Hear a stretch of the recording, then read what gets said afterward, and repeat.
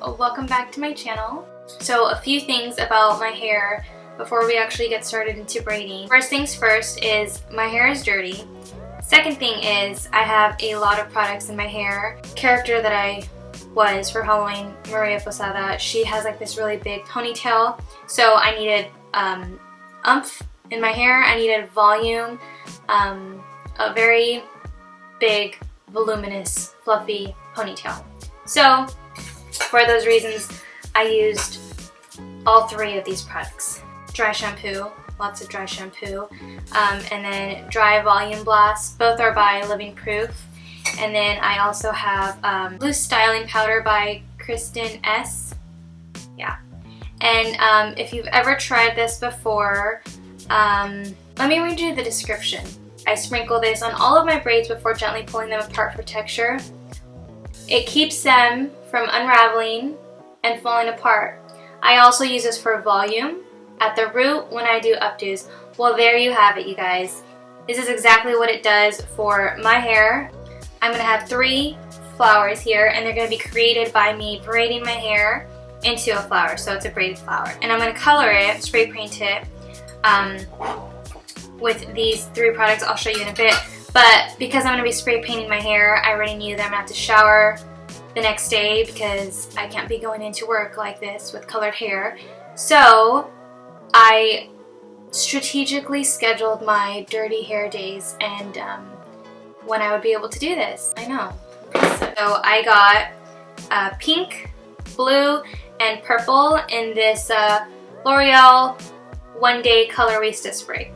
I know I have dark hair, but I do have lighter pieces, so I'm hoping that the color kind of has a variety of different levels, just like a flower does. So I'm really excited to braid this hair. Hopefully I planned it out with having all this product, so it actually creates texture in the flowers that I'll be creating.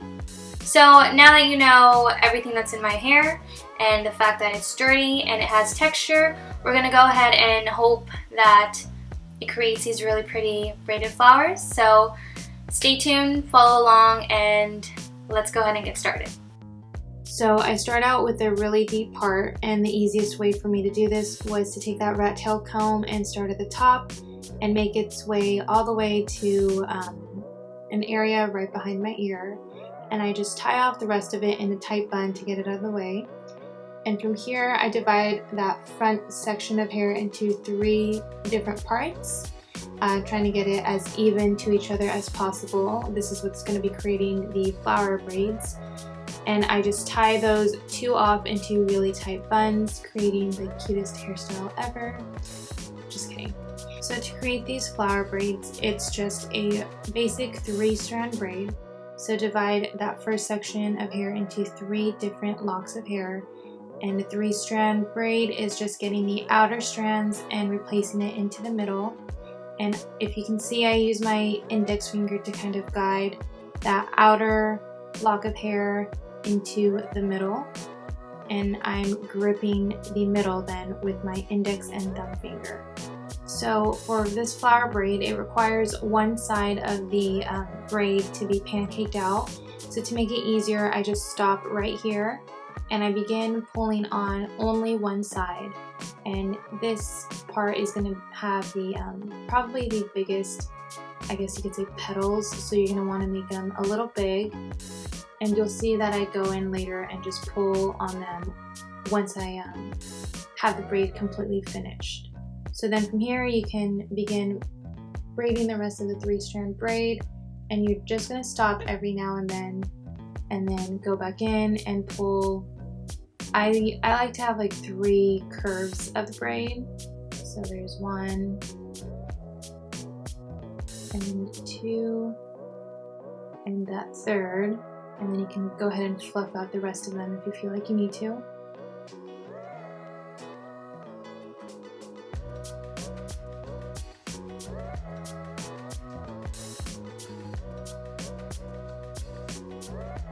And then you're just gonna go back in there and braid that 3-strand braid again.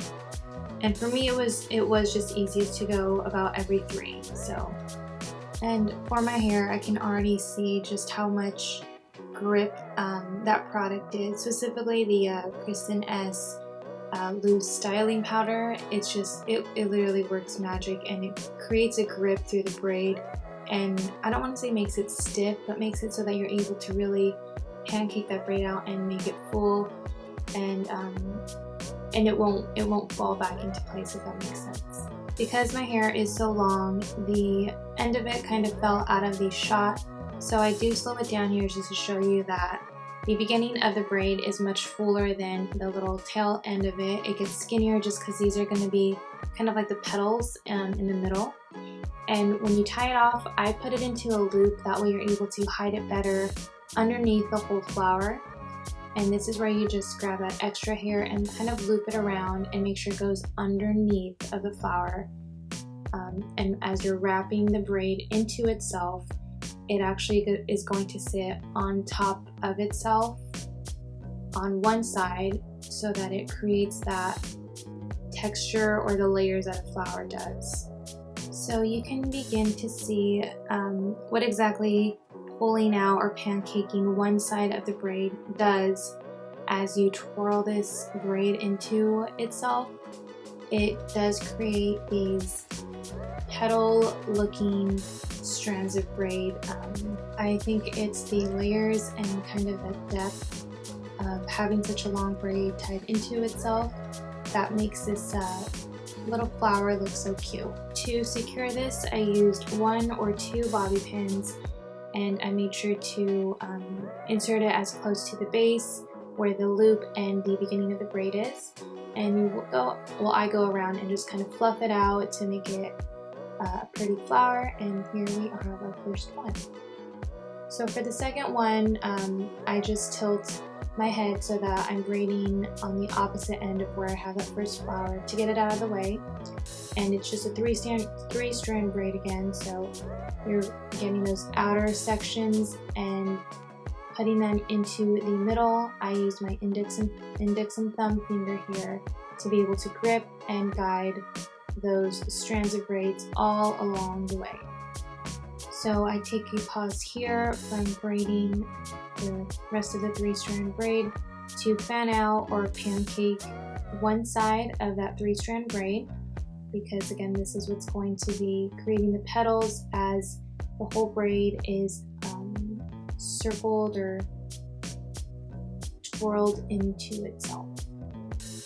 And honestly, if I didn't already have that texturing powder into my hair already, I would have probably sprinkled it around as I was braiding and pancaking it out, just because if you could tell, it really just creates that form and that texture and that volume that you want for this kind of braid. So then I kind of increase the speed of this video just to be able to get through the whole braid.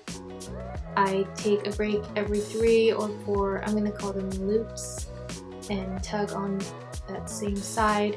And again, it's going to start out with being thicker or fluffier towards the top and slightly skinnier as you get to the bottom, or not as pulled out. I think at this angle it shows it really well, where it's just going to look like it's trailing off and getting skinnier and skinnier, which is exactly what you want, because that's going to be what's the middle of that flower braid. So I tie it off the exact same way with the elastic and create it into a loop and put all of the extra sections of hair underneath the space of the flower. And as I twirl it up, I make sure to go on top as I'm encircling that braid into itself. And if you could see, it just sits right on top, which creates those layers of a flower. And then I secure it with 1 or 2 bobby pins as close to the base. And once it is secure, you can go in and tug or form that braid so that it kind of faces forward with the back a little higher than the front. So for our last flower braid here, you're going to do the exact same thing, a 3-strand braid, and every 3 or 4 loops, I just go in and pancake one side of that braid, making sure that the beginning is going to be fuller than the end tail of it.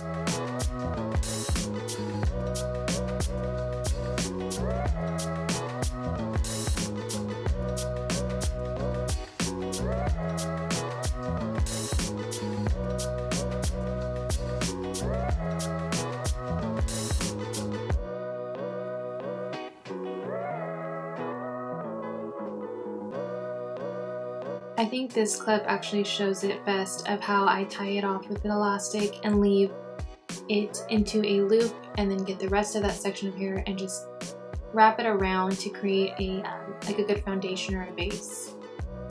And you're going to do the exact same thing, put it underneath, and then when it comes to twirling, you're going to twirl on top of itself on one side. And when you're forming the flower or molding it on top of your head, you want to make sure that when you're like looking in the mirror, it would face you, if that makes sense. So have the back side be a little taller or higher than the front side.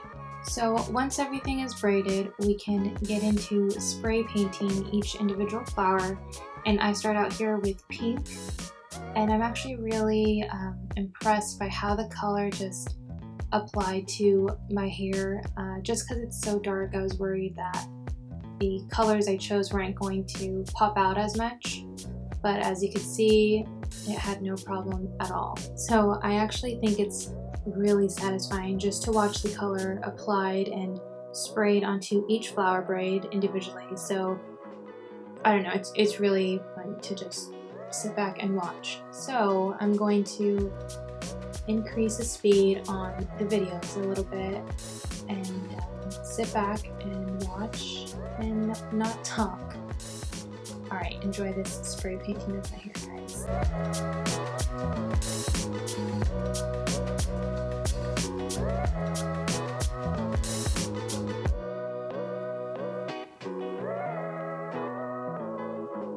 And now that my hair is sprayed and colored, I just took these fake leaves and I applied it all around these flower braids to give it kind of more of a realistic look of how a flower crown looks like with the leaves in it.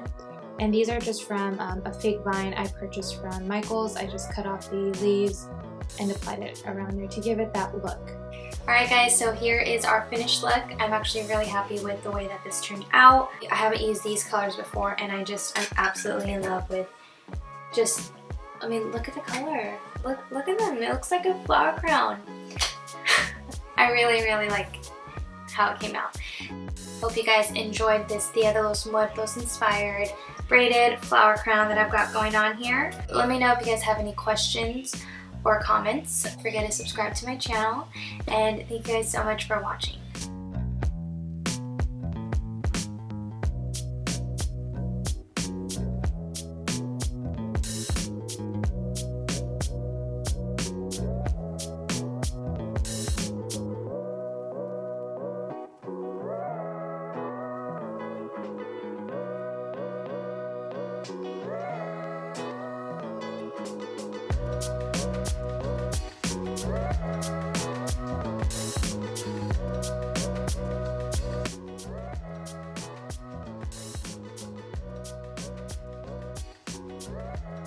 Just put it right there.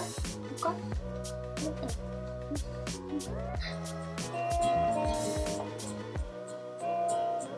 Alright. Allergies. It's dry weather. Thank you. It's an accident. I accidentally snapped. I didn't mean to. I was feeling my fingers. Thank you. Appreciate it, love. You're welcome. See? I lose it.